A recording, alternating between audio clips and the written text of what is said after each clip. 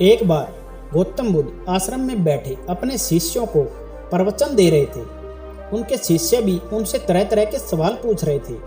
तभी एक शिष्य ने बुद्ध से पूछा, भगवान, क्या हम किसी दूसरे के मन के विचारों को पढ़ सकते हैं कि उसके मन में क्या चल रहा है? तब बुद्ध ने कहा, हाँ, पढ़ सकते हैं। इसके लिए मैं तुम्हें एक कहानी सुनाता हूँ, जिसको सुनकर तुम जान पाओगे कि मन के विचारों को कैसे पढ़ा जाता है। प्राचीन समय की बात है। एक ऋषि थे जिनका नाम था कौशिक, जो आगे चलकर हिंदुस्तान में बहुत प्रसिद्ध हुए। जब वह युवा अवस्था में थे तब हर दिन की तरह उन्होंने नदी में स्नान किया और पेड़ के नीचे लगे आसन पर ध्यान करने के लिए बैठ गए। उन्होंने अपना चेहरा थोड़ा ऊपर की ओर किया और उसी अवस्था में ध्यान करने लगे। उसी पेड़ पर एक चिड़िया भी बैठी थी, जिसने अपनी गंदगी ध्यान में बैठे उस युवा सन्यासी पर गिरा दी। इससे उस युवा सन्यासी को बहुत गुस्सा आया, क्योंकि उन्होंने अभी अभी स्नान किया था और ध्यान लगाने की कोशिश कर रहे थे। अब तो सन्यासी की आंखें गुस्से से लाल हो गई और उन्होंने घूरकर उस चिड़िया की ओर देखा। सन्यासी के घूरने मात्र से ही वह चिड़िया जलकर राख हो गई। यह देखकर उस सन्यासी को मानसिक और आत्मिक शांति मिली और संतुष्टि हुई कि चलो, मेरी तपस्या की शक्तियां काम तो कर रही है। उसके बाद उन्होंने दोबारा स्नान किया और ध्यान करने लगे। दोपहर होने पर सन्यासी पास के गांव में खाने के लिए भिक्षा मांगने चले गए। उन्होंने एक घर के बाहर खड़े होकर आवाज लगाई, भिक्षाम देही। अंदर से स्त्री की आवाज आई, कृपया थोड़ी देर रुको, मैं आ रही हूँ। इतना सुनते ही सन्यासी को क्रोध आ गया, क्योंकि आज प्रातः ही उन्होंने परेशान करने वाली एक चिड़िया को अपनी नजर से जलाकर भस्म कर दिया था। इस घटना से उस युवा सन्यासी के अहंकार को बढ़ावा मिल चुका था, इसलिए इस बार उन्होंने जोर से चिल्लाकर आवाज लगाई, भिक्षाम देही। लेकिन फिर स्त्री ने कहा, आपसे कहा ना, रुको, आती हूँ। लेकिन सन्यासी ने फिर और जोर से आवाज लगाई, भिक्षाम देही। तभी एक औरत हाथ में भोजन की थाली लेकर बाहर आई। सन्यासी ने उस औरत पर चिल्लाते हुए कहा कि मैं दैवीय शक्तियों को धारण करने वाला एक महान सन्यासी हूँ, मुझे इंतजार करवाने की तुम्हारी हिम्मत कैसे हुई? इस पर औरत बोली, तुम्हें इतनी भी क्या जल्दी है? मैं अपने पति को खाना खिला रही थी, वो अंधे हैं, देख नहीं सकते, लेकिन तुम तो थोड़ी देर इंतजार कर सकते हो ना। सन्यासी ने गुस्से से उस औरत की तरफ देखा। इस पर औरत बोली, पहले तो मुझे ऐसे घूरना बंद करो, मैं कोई चिड़िया नहीं हूँ जो जलकर राख हो जाऊंगी। यह सुन उस सन्यासी की आंखें खुली की खुली रह गई और पूछा, लेकिन तुम्हें यह कैसे पता? औरत ने कहा, इससे कोई फर्क नहीं पड़ता, लेकिन तुम मुझे घूरना बंद करो। सन्यासी सोचने लगा, उस जंगल में तो दूर दूर तक कोई नहीं था, तो ये बात इस महिला को कैसे पता चली? उसने दोबारा पूछा कि कृपया करके आप मुझे बताइए कि इस घटना के बारे में आपको कैसे पता चला? महिला ने फिर कहा, मैंने बोला ना कि इस बात से कोई फर्क नहीं पड़ता, लेकिन जितना अहंकार आपके अंदर भरा है उसके कारण आप कुछ सीख भी नहीं सकते। सन्यासी ने हाथ जोड़ते हुए कहा, तो ऐसा कीजिए, आप ही मुझे अपना शिष्य बना लीजिए। औरत ने कहा, मैं एक घरेलू स्त्री हूँ, मैं किसी को अपना शिष्य नहीं बनाती, लेकिन मैं आपको अपने गुरु का पता बताती हूँ, आप उनके शिष्य बन सकते हो। फिर महिला ने उसे अपने गुरु का पता बताया। सन्यासी महिला के बताए पते अनुसार वहां पास के एक नगर में पहुंच गए।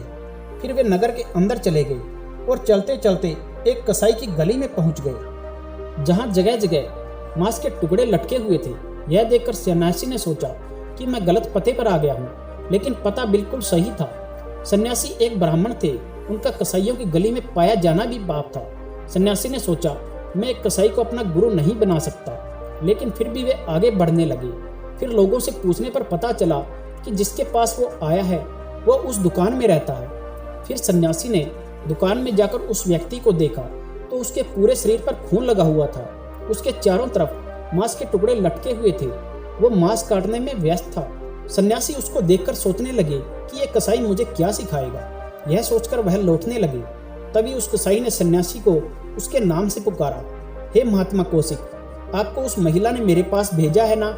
यह सुनकर वह सन्यासी हैरानी से उस कसाई की ओर देखने लगा, क्योंकि आज तक उन्होंने अपना नाम किसी को नहीं बताया था, तो यह उसका नाम कैसे जानता है? फिर कसाई बोला, आप थोड़ी देर रुकिए, मैं अपना काम खत्म कर लूँ। सन्यासी को वहाँ घुटन महसूस हो रही थी। कुछ ही देर में कसाई ने अपना काम खत्म कर सन्यासी के पास आए और बोले, चलो मेरे घर चलते हैं, हम वहीं चलकर बात करेंगे। घर पहुंचकर उसने सन्यासी को बैठाया और खुद स्नान करने चले गए। फिर स्नान करके साफ कपड़े पहनकर बाहर आए और सन्यासी को थोड़ी देर और इंतजार करने के लिए बोला।